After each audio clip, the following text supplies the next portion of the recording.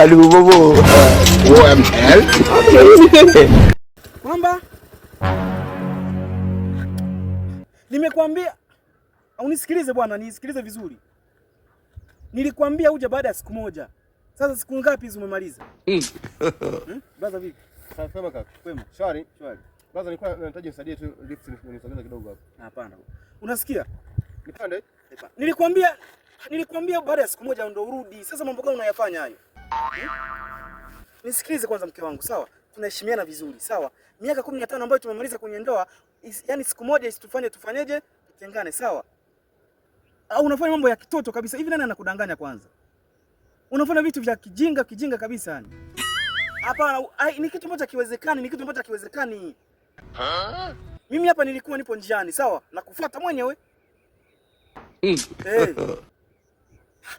Unatokaje?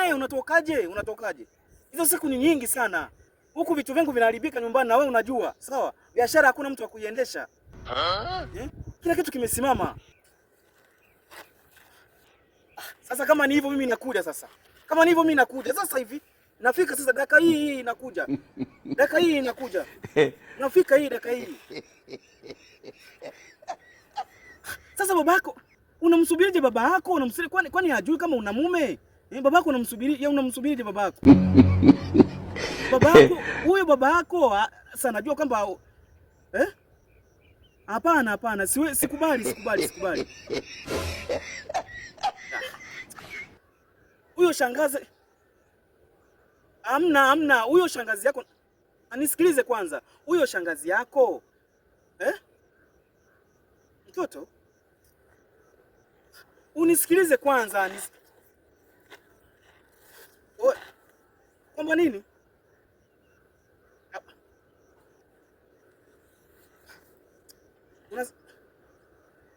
Unasikia?